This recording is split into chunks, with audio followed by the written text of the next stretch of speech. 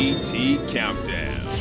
Top 10 necessary sequels. Digging up the past seems to be all the rage these days. If a publisher is short on fresh ideas, repurposing old ones has become the easy way out, which is why it's surprising that the impressive games on this list haven't already been served with a sequel. These brands are either just too good to let go of just yet, or ended in a cliffhanger that has terrorized players ever since. These sequels are not just warranted, they're absolutely necessary.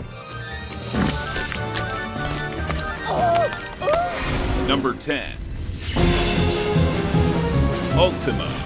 Given that we're in the midst of a Western RPG renaissance, it's puzzling why we haven't seen any movement toward a real-deal Ultima RPG.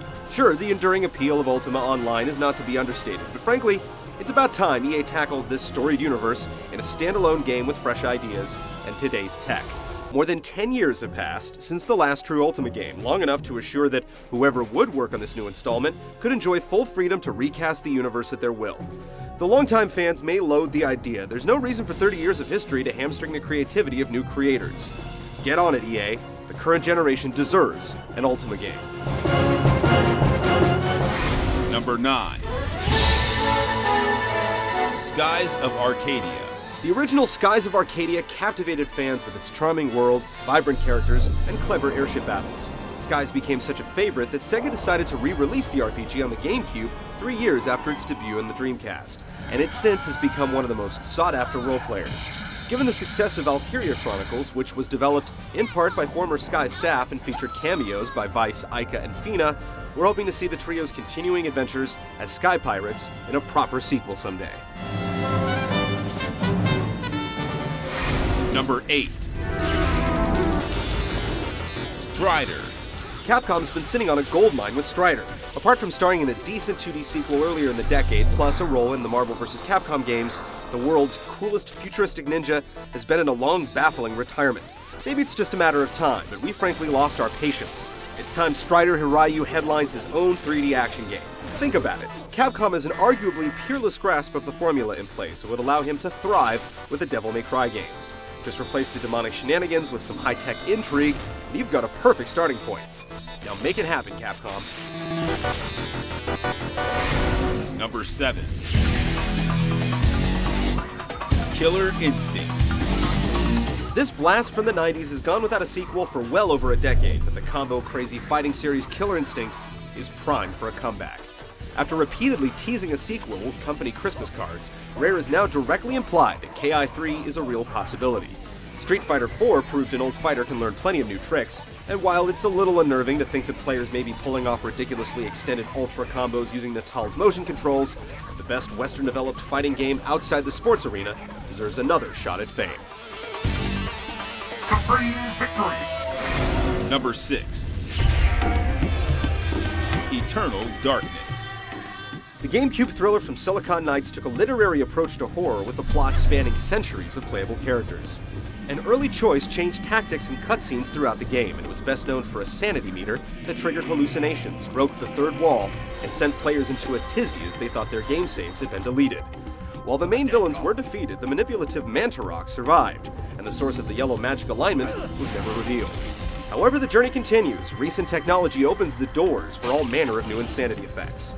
It was a classy game, and a medium that could use a lot more of it. Number 5. Star Fox 64. To be sure, Star Fox has had more sequels than any other game on this countdown could ever hope to have, but the series hasn't got a proper spacefaring console adventure since its sophomore flight on the Nintendo 64. Star Fox 64 still holds up to this day. We can't think of a better time for Fox McCloud to hop back in an R-Wing than now. The wonders of the Wii may yet reveal some untapped potential for blitzes and barrel rolls, pairing the system's focus on motion controls with the series' iconic flying formula. New vehicles would also be nice. Just no more dinosaurs or on-foot missions, please. Number 4. Kid Icarus. The underdog Angel Pit has been around for more than 20 years, but he is only able to fly from the NES to the Game Boy before his little franchise wings petered out. Grounded, he had to sit back and watch NES heroes like Link, Mario, the Belmonts, and Mega Man move on to bigger and better games. We wouldn't hang so much hope on this mythological miner if Nintendo hadn't given him such a stirring rebirth in Smash Bros. Brawl. He was the only icon in that game other than the Ice Climbers, with only 2 titles to his name.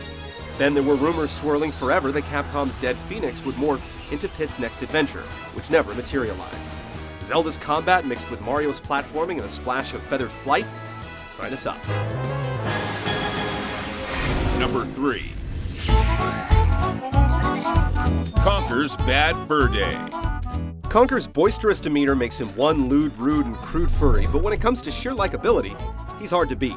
It's been nearly a decade since we gallivanted through Conker's colorfully twisted world on the Nintendo 64, which according to the industry time clock, means a sequel is well past due. With so many pop culture references just sitting there waiting to be spoofed, we would await each level with bated breath. The script practically writes itself. Rare, now's the time to capitalize on one of your all-time greats. Just avoid the nuts and bolts approach. Just like with Banjo, we'd be totally cool with a true platforming sequel. Yeah, cash, prizes. Number 2. Panzer Dragoon Saga. Few games command as much respect or fetch as high a price tag as Panzer Dragoon Saga.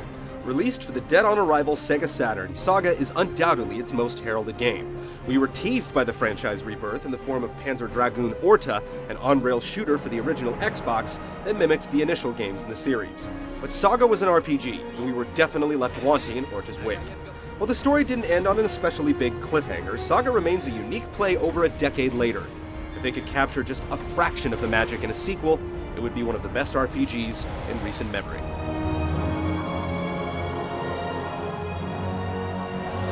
Number 1. Shenmue. Ryu-san.